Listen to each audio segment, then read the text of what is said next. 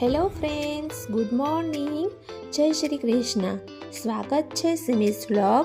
વાહીને vacation પડી ગયું છે તો અમે અમારા ગામડે વેકેશન કરવા માટે આવ્યા છીએ જસા પર.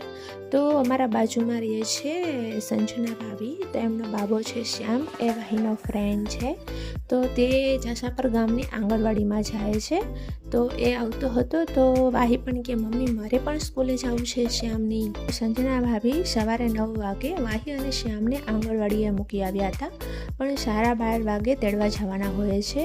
તો હું અને સંજના ભાભી તેડવા ગયા હતા. તો બંનેઓને ખૂબ જ મજા આવી અને એન્જોય કર્યો. વાહી કહે મમ્મા અમને ત્યાં વઘારેલા ભાત અને ઢોકળા આપ્યા હતા, મજા આવી, યમી યમી, હું કાલે પણ આવીશ. મારો વિડીયો ગમ્યો હોય તો સબસ્ક્રાઈબ કરો, લાઈક કરો અને શેર કરો. Thank you.